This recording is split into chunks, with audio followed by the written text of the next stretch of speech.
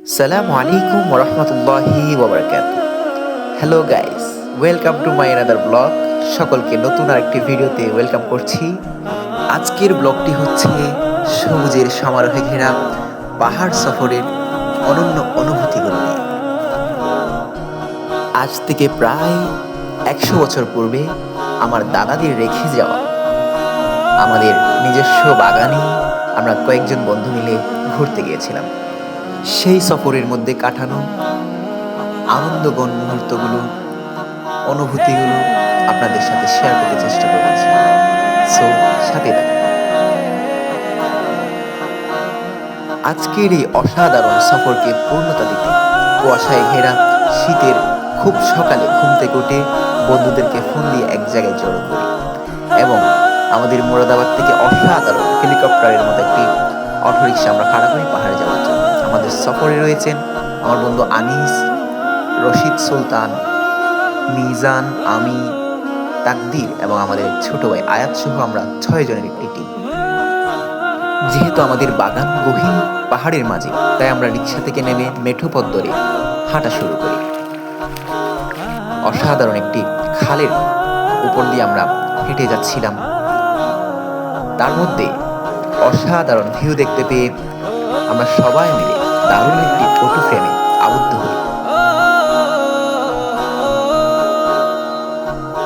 Photo session শেষ করে আমরা আবারও গন্তব্যস্থলের দিকে রওনা করি।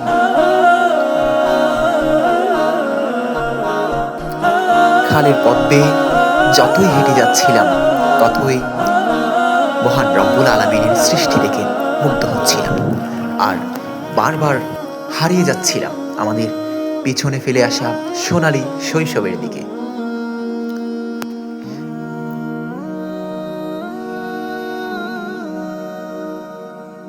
আমাদের কাঙ্ক্ষিত মানজিলে পৌঁছানোর জন্য আমরা মেঠো পথ ছেড়ে খালের উপর এবং খালের পথ ছেড়ে এবার পাহাড়ের উপরে উঠতে শুরু করলাম। এর মধ্যে আমার বন্ধু আনিস বলল, আমি ভিডিও করতে করতে ক্লান্ত, আমাকে একটু ভিডিও করো। তারও একটু ভিডিও নিলাম। আমরা আমাদের বাগানের প্রায় কাছাকাছি চলে আসলাম।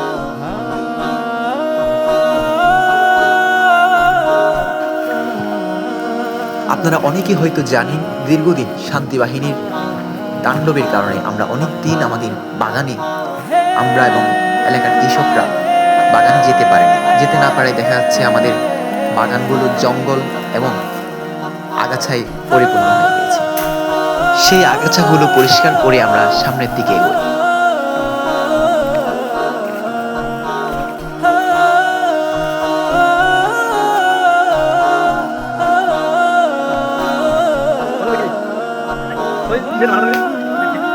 ইতিমধ্যে আমরা আমাদের বাগানের নিচে চলে এসেছি। আমরা নিচে উপরে যে পাহাড়টা দেখা যাচ্ছে, ওটাই আমাদের বাগান। দীর্ঘ পথ পাড়ি দিয়ে আমরা অবশেষে আমাদের মঞ্জিলে পৌঁছাতে পারলাম, আলহামদুলিল্লাহ। আমরা আমাদের বাগানে পৌঁছেই সর্বপ্রথম অল্প একটু নাস্তা করে নিই।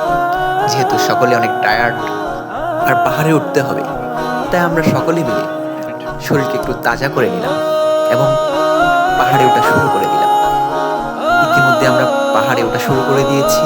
আমাদের মিজান বাগান থেকে লেবু সংগ্রহ করছে এবং আমাদের সফরের অন্যান্য বন্ধুরা নিজ নিজ মতো পাহাড়ে ওঠার প্রস্তুতি নেয়। মাটি থেকে প্রায় 20 ফিট উচ্চতায় উঠে আমাদের সফরের বন্ধু আয়াত ফলে ভরা একটি লেবু গাছ দেখতে পায় এবং সেও সেখান থেকে লেবু সংগ্রহ করা শুরু করে দেয়। সেখান থেকে লেবু সংগ্রহ করে আমরা আবারও উপরের দিকে উঠতে থাকি।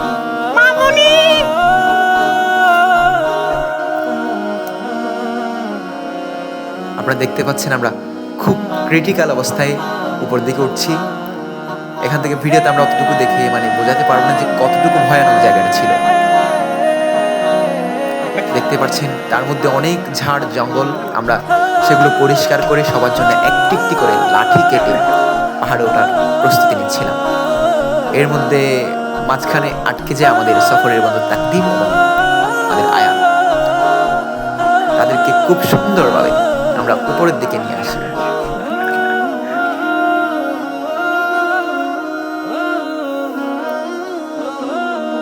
দীর্ঘ অনেক চেষ্টা এবং প্রচেষ্টার ফলে আমরা আমাদের কাঙ্ক্ষিত মাকসাদ পাহাড়ের একদম একদম চূড়ায় প্রায় 2 থেকে 250 ফুট উচ্চতায় উঠতে সক্ষম হই।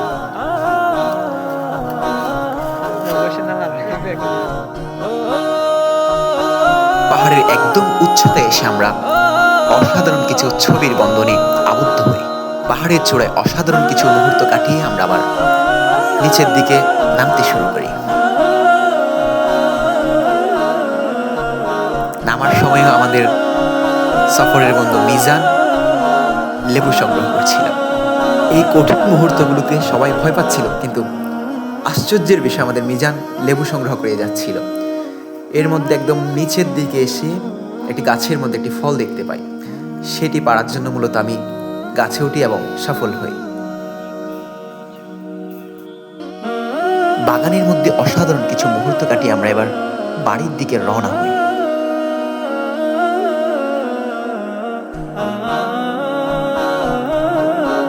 বাড়ির দিকে রওনা হতে দেখি অনেকগুলো গরু নিয়ে আসছেন একজন রাখাল।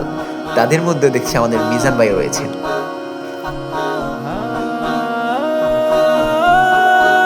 আজকের ভিডিও এই পর্যন্ত, এখানেই শেষ করছি। দেখা হবে অন্য কোনো ভিডিওতে। সে পর্যন্ত সুস্থ থাকুন। সকলে আমার জন্য দোয়া করবেন। সালামু আলাইকুম। খুদা হাফিজ।